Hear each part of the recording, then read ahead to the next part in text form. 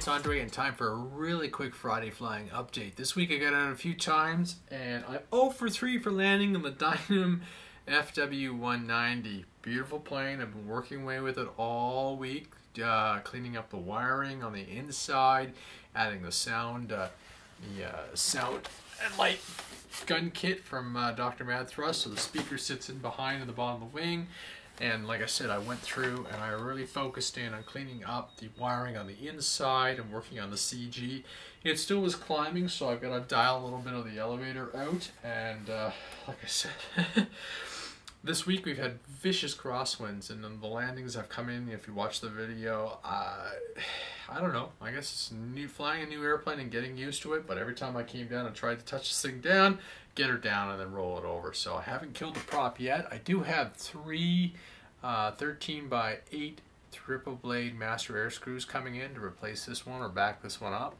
But so far so good. I've enjoyed flying it. It flies really gracefully. I just got to work on those landings. So as soon as I get a good north and west south wind, I'm going to hit the field and just do touch and go, just burn battery after battery. So I am flying this thing with a 4S 22-650s, and I seem to get about 5-6 minutes. I'm sure that'll drop as I get more comfortable flying the plane and start bringing up the speeds. But for now, I'm really ecstatic with it. I did have to tweak the landing gear after the last landing, so now I know how to open up the retracts and get into it.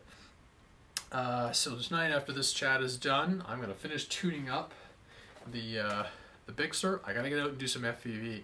Took some great videos you'll see on the YouTube channel with the Radiant tonight because it was rather windy, so I flew that, the T28 and the Fun Cub, and just got the Radiant up really high. Had the little wing cam stuck underneath the wing, so you see a bit of the wing, unfortunately, in the video, but just gracefully going around. So I'm like, oh, let's break out the Bixler and go.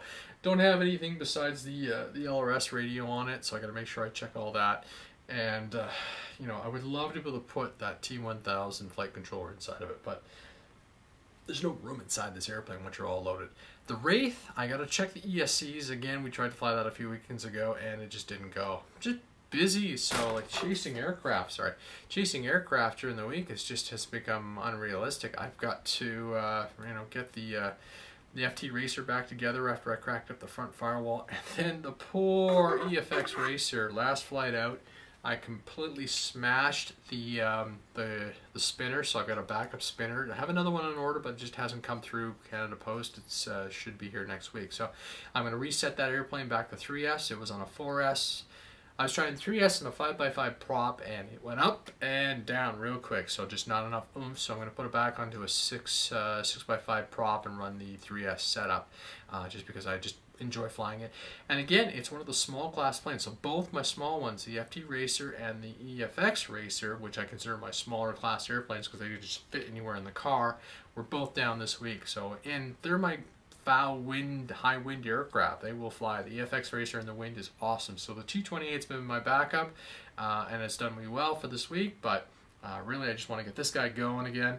And like I said, tomorrow we're going to do some FPV flying, fingers crossed, weather permitting, because we don't know what's going on. It's either going to rain or not rain, depending on what forecast.